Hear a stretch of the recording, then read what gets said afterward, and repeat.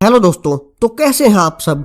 और आज मैं लेके आया हूँ 4400 सीजन 1 का एपिसोड 3। सो अगर आपने अभी तक इसके फर्स्ट 2 एपिसोड्स नहीं देखे हैं तो ऊपर आई बटन पर क्लिक करके देख सकते हैं। एपिसोड की शुरुआत होती है जेरल के साथ, जिसे कि उसी होटल में वही सर्कल वाली शेप बनी हुई मिलती है जो कि उसका मिसिंग भाई मैनी बनाता था। सो अब जेरल सिक्योरिटी पर्सन से पूछता है कि ये यहाँ किसने बनाई है, बट किसी को भी नहीं पता था कि ये यहाँ कैसे आई है। इसके अलावा वे जेरल को बताते हैं कि सिक्योरिटी कैमराज में भी उन्होंने किसी को नहीं देखा जिसने ये यहाँ बनाया हो। अब तो सबको यहाँ कुछ अजीब लगने लगा था। पहले लास्ट नाइट जब पार्क में वे सब बेहोश हो गए, और अब यहाँ ये शेप। दूसरी तरफ यहाँ सैनिश की बेटी जो कि उससे मिलने आती है, और यहाँ वो उससे ये कंफर्म करने आई थी कि क्या उसने सच में वो गुड बाय लेटर लिखा था, और उसके बाद उन्हें छोड़कर चली गई। यहाँ सैनिश उसे बताती है कि ये उसने लिखा था, बट उस टाइम वो डिप्रेशन में थी और वो उन्हें छोड़कर नहीं जाने वाली थी।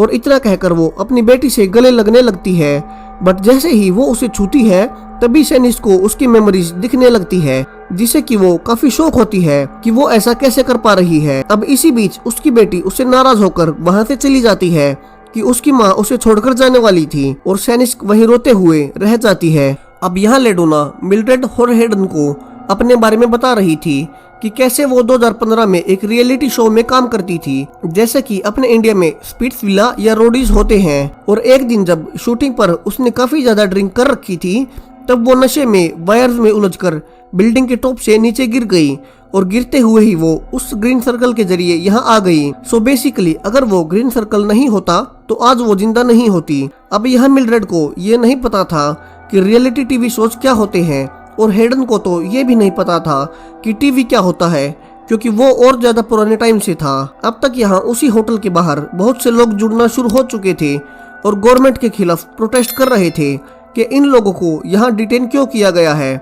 सो अब यहाँ गवर्नमेंट ऑफिशियल्स की मीटिंग होती है कि वे इन सब लोगों को यहाँ धरने से कैसे हटाएं, और वे लोग ये डिसाइड करते हैं कि वे प्रेस के कुछ रिपोर्टर्स को यहाँ इस होटल में लाएंगे और उन्हें दिखाएंगे कि कैसे वे इन सबको अच्छे से रख रहे हैं और इन्हें यहाँ कोई प्रॉब्लम नहीं हो रही। इसके अलावा जेरल और किशा को ये जिम्मेदारी भी सौंपी जाती है कि उन्हें रिपोर्टर से सर्कल से आए किसी एक को भी मिलवाना होगा। सो जेरल और किशा को कोई एक आदमी ढूंढना है जो कि रिपोर्टर से अच्छे से बात कर पाए और ये कहे कि वे यहाँ खुश हैं।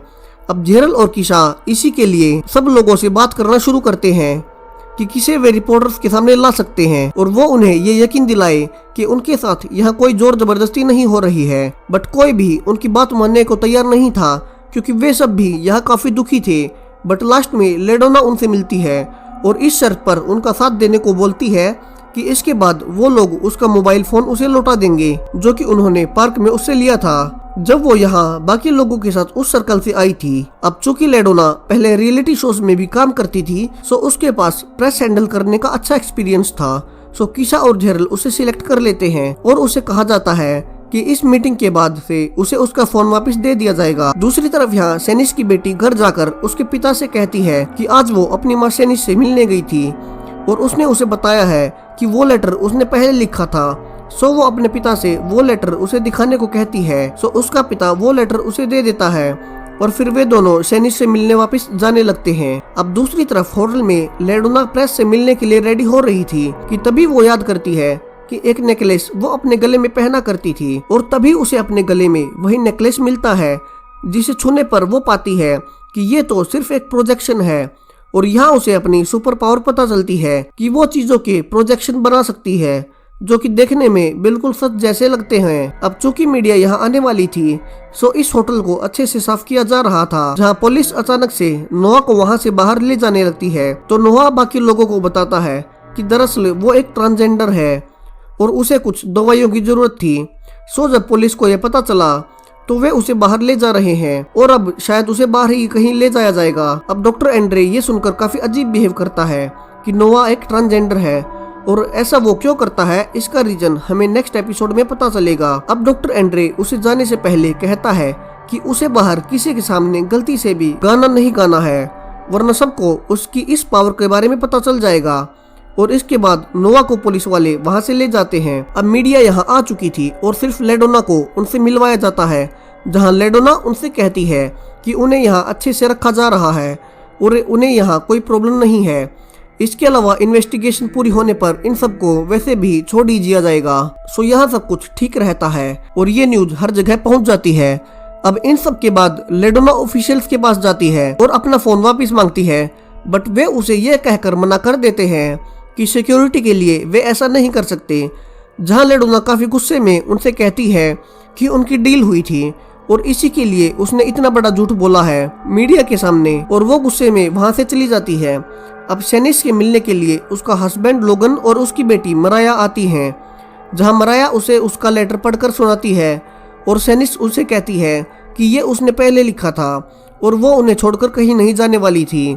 और इतना कहकर वो रोने लग जाती है और उसकी बेटी उसे माफ कर देती है और लोगन भी उससे कहता है कि जब ये सब खत्म हो जाएगा तब वे उसे लेने आएंगे, और फिर वे सब चले जाते हैं। अब हेडन का बर्थडे था जिसे सब लोग इकट्ठा होकर मनाते हैं, जहां लेडोना उन सब से माफी मांगती है कि उसकी वजह से सच्चाई लोगों तक नहीं पहुंच पाई।